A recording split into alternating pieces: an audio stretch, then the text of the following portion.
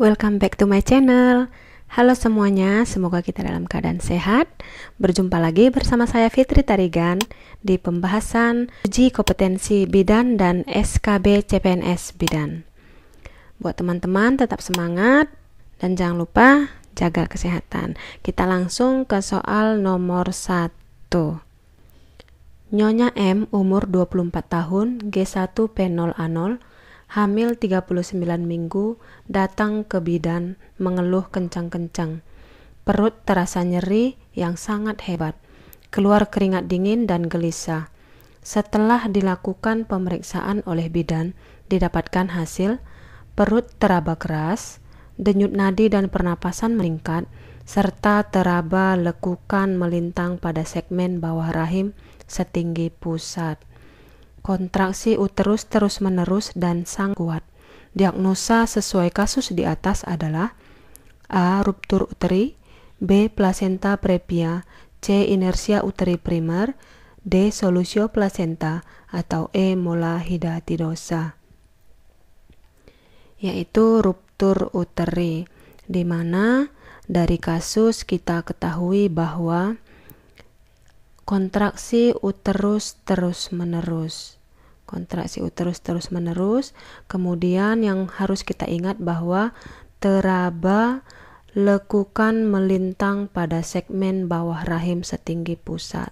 Berarti ini ibu sedang mengalami ruptur uteri. Kontraksinya sangat kuat dan terus-menerus. Soal nomor 2. Nyonya F umur 22 tahun, G3P2A0, hamil 40 minggu, datang ke rumah sakit dengan riwayat diabetes melitus. Saat ini sedang dalam proses persalinan kala 2. Setelah kepala janin lahir, tidak terjadi putar paksi luar. Diagnosa untuk Nyonya F adalah A. Partus lama, B. Distosia bahu, C. Partus tak maju, D. Partus serotinus, atau E. Partus precipitatus, yaitu distosia bahu. Kenapa distosia bahu? Di mana kita ketahui setelah kepala janin lahir tidak terjadi putar paksi luar. Kemungkinan karena bayi besar atau riwayat ibu diabetes melitus. Nah, berarti distosia bahu. Kita ke soal nomor 3. Nyonya Y umur 32 tahun, G2P1A0, hamil 40 minggu, datang ke klinik jam 08.00 WIB dengan keluhan kencang-kencang teratur 4 jam yang lalu. Perasaan berat, sesak nafas, dan bengkak pada kedua ekstremitas. Tinggi fundus uteri 41 cm, teraba 2 bagian besar janin berdampingan. DJJ terdengar jelas di 2 tempat dengan frekuensi 120 kali dan 140 kali. Kemungkinan Nyonya M saat ini mengalami A. Hidramnion, B. Mola hidatidosa, C. Kehamilan gameli, D. KET, atau E. Kehamilan dengan mioma, yaitu kehamilan gameli. Kenapa? Karena kita ketahui pada saat palpasi teraba 2 bagian besar janin berdampingan. Kemudian diagnosa jelasnya yaitu DJJ terdengar di 2 tempat dengan frekuensi 120 dan 140 kali per menit. Kemudian juga didukung dengan tinggi fundus uteri 41 cm. Oleh sebab itu, ibu saat ini mengalami kehamilan gameli atau hamil ganda. Kita ke soal nomor 4. Nyonya T umur 27 tahun, G4P3A0, hamil aterem, datang ke Polindes Mawar. Ia datang diantar suaminya dengan keluhan kejang-kejang. Setelah dilakukan pemeriksaan, ditemukan tekanan darah 190/140. Muka, tangan, dan kaki udem. Dilakukan VT pembukaan serviks 5 cm. Berdasarkan pengkajian yang dilakukan pada Nyonya T, maka diagnosa yang tepat untuk kasus di atas adalah A. Eklamsia, B. Preeklamsia berat, C. Preeklamsia sedang, D. Preeklamsia ringan, atau E.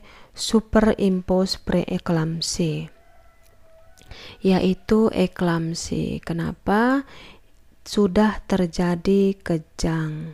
Nah, apabila sudah terjadi kejang ini berarti ibu sudah mengalami eklamsi. Didukung dengan 190/40 tekanan darah, kemudian muka, tangan, kaki, udem. Sehingga kita tegakkan diagnosa yaitu eklamsi. Soal nomor 5. Nyonya K umur 37 tahun, partus anak keempat pada pukul 12.15 WIB. Sudah diinjeksi oksitosin 10 unit IM 2 menit setelah bayi lahir. Pukul 12.20 WIB dicoba untuk peregangan tali pusat terkendali. Uterus kontraksi keras, plasenta belum lepas. Pada pukul 5 WIB, tanda pelepasan plasenta tidak ada. Yang Anda lakukan adalah A. Manual plasenta, B. Pemberian oksitosin kedua 10 unit per IM, C. Ulangi PTT saat uterus berkontraksi, D. Siapkan rujukan, atau E. SC atau seksio sesar, yaitu ulangi PTT saat uterus berkontraksi. Kenapa? Kita ketahui bahwa bayi lahir 12.15, 2 menit kemudian berarti 12.17. Nah, 12.17 ini dilakukan injeksi oksitosin 10 unit IM dosis pertama. Kemudian pukul 12.20 berarti 3 menit kemudian dilakukan PTT, di mana uterus berkontraksi, plasenta masih belum lepas. Pukul 12.25 tanda pelepasan plasenta masih belum ada. Dari 12.17 ke 12.25 itu masih sekitar 8 menit. 8 menit berarti yang kita lakukan adalah ulangi PTT saat uterus berkontraksi. Kenapa kita tidak pemberian oksitosin yang dosis kedua? Karena pemberian oksitosin dosis kedua ini adalah 15 menit setelah pemberian oksitosin dosis pertama. Berarti apabila 12.25 plasenta masih belum lepas, maka kita ulangi PTT saat uterus berkontraksi. Kita ke soal nomor 6. Nyonya K umur 32 tahun, partus anak kedua pada pukul 10.15 WIB. Sudah diinjeksi oksitosin 10 unit IM 2 menit setelah bayi lahir. Pukul 10.20 WIB dicoba untuk peregangan tali pusat terkendali. Uterus kontraksi keras, plasenta belum lepas. Pada pukul 10.33 WIB, tanda pelepasan plasenta masih belum ada.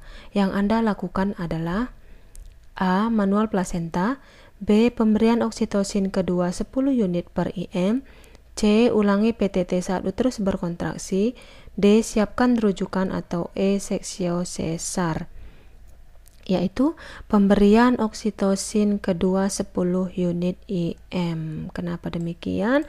Kenapa bukan ulangi PTT saat uterus berkontraksi? Pembahasannya ialah di sini bayi lahir 10.15. Kemudian 2 menit kemudian disuntikkan oksitosin dosis pertama 2 menit setelah bayi lahir, berarti 10.17 disuntikkan oksitosin dosis pertama. Nah, kemudian pukul 10.20 dilakukan PTT, uterus berkontraksi, plasenta belum lepas. Nah, pukul 10.33 masih belum ada tanda pelepasan plasenta. Dari 10.17 ke 10.33 ini sudah 16 menit. Nah, oleh sebab itu setelah 15 menit kemudian plasenta tidak lahir atau tidak lepas, maka kita ulangi pemberian oksitosin 10 unit IM atau dosis kedua. Sehingga jawabannya ialah B. Soal nomor 7. Nyonya A umur 35 tahun, hamil kedua, melahirkan hidup 1 kali, dan tidak pernah keguguran. Datang ke bidan praktek swasta pada pukul 10.00 WIB untuk bersalin. Ibu mengatakan kencang-kencang di perut sejak jam 07.00 WIB. Mengeluarkan cairan warna jernih jam 09.00 WIB. Hasil pemeriksaan KU baik, tekanan darah 120/80, nadi 88 kali per menit, suhu 36 derajat Celcius dan pernapasan 20 kali per menit. His 3 kali dalam 10 menit, lamanya 45 detik. Denyut jantung janin 144 kali per menit. Hasil pemeriksaan dalam pembukaan serviks 8 cm, ketuban negatif, dan penurunan kepala di Hodge 2. Diagnosa yang tepat untuk kasus di atas adalah A. Infartu kala 1 KPD, B. Infartu kala 1 fisiologis, C. G2P1A0 infartu kala 1 dengan tali pusat terkemuka, D. Infartu kala 1 fase aktif terkemuka, atau E. G2P1A0 infartu kala 1 fase aktif dengan ketuban pecah dini. Yaitu yang E. G2P1A0 infartu kala 1 fase aktif dengan KPD. Kenapa bukan yang A? Di sini kala 1 masih kurang lengkap. Untuk diagnosanya masih kurang lengkap. Untuk G2P1A0 ini didapatkan dari ibu mengatakan bahwa ia hamil kedua, melahirkan hidup 1 kali, kemudian tidak pernah keguguran. Berarti G2P1A0 infartu kala 1 fase aktif itu dari hasil pembukaan serviks 8 cm. 8 cm ini sudah masuk ke dalam fase aktif, kala 1 fase aktif. Kemudian dengan KPD-nya ini dari hasil pemeriksaan bahwa ketuban negatif, dan ibu juga mengatakan bahwa sudah keluar cairan warna jernih pukul 9.00. Berarti diagnosa yang paling tepat ialah G2P1A0 infartu kala 1 fase aktif dengan ketuban pecah dini. Nomor 8. Nyonya S umur 26 tahun datang ke bidan praktek mandiri mengeluh sudah 2 bulan tidak menstruasi. Perut bagian bawah nyeri dan mengeluarkan bercak warna coklat.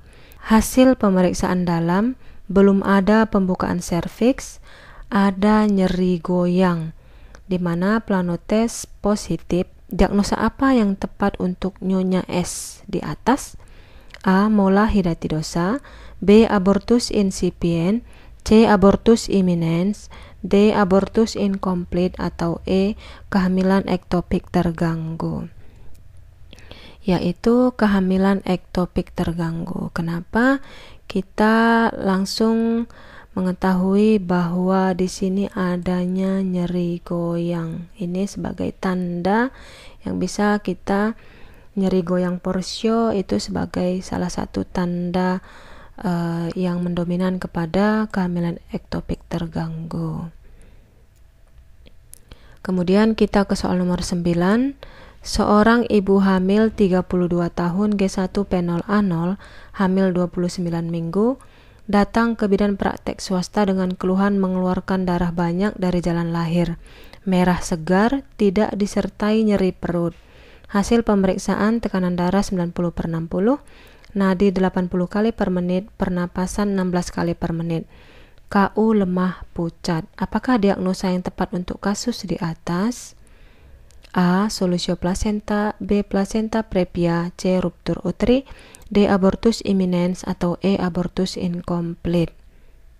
Yaitu placenta previa. Untuk mengetahui cara cepat diagnosa placenta previa ini, kita ketahui bahwa perdarahan dari jalan lahir, kemudian merah segar, dan paling dominan ialah tidak disertai nyeri.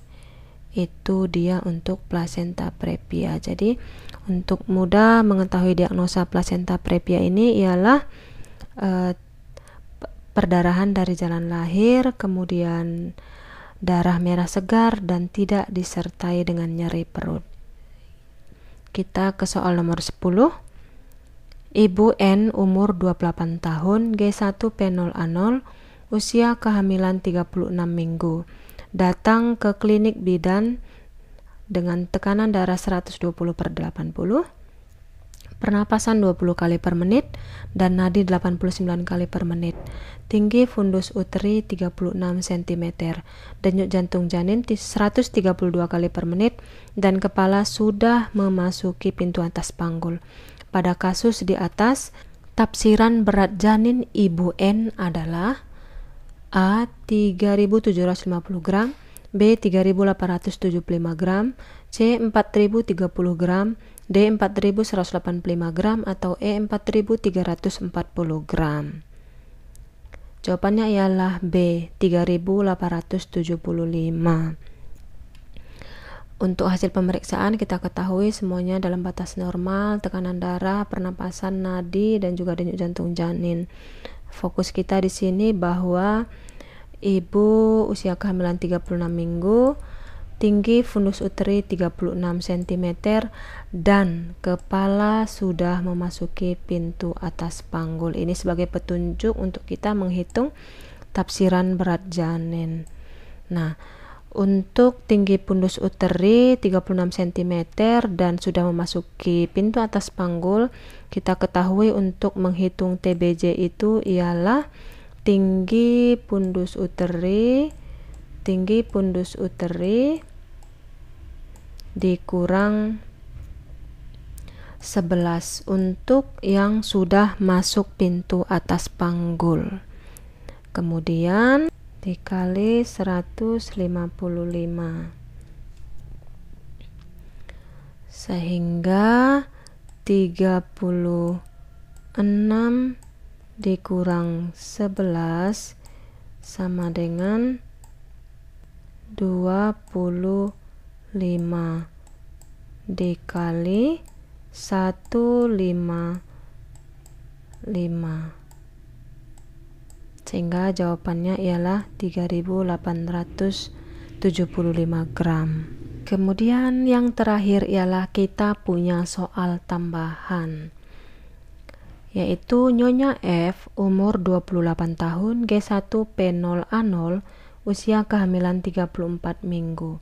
Datang ke klinik bidan dengan tekanan darah 110/80, pernapasan 22 kali per menit, nadi 86 kali per menit, tinggi fundus uteri 31 cm, denyut jantung janin 134 kali per menit, dan kepala sudah memasuki pintu atas panggul. Pada kasus di atas, berapakah tafsiran berat janin Nyonya F tersebut? A. 2.945 gram, B. 2.790 gram, C. 3.100 gram, D. 3.000 gram, atau E. 3.150 gram. Silahkan teman-teman tuliskan jawabannya di kolom komentar. Oke teman-teman, jangan lupa tetap dukung channel aku, subscribe, like, komen, dan share videonya supaya aku semakin semangat membuat video-video selanjutnya untuk bahan pembelajaran buat kita semua. Tetap semangat teman-teman, dan jangan lupa berdoa, jaga kesehatan. Salam sehat untuk kita semua. Sampai bertemu di video selanjutnya. See you, bye-bye.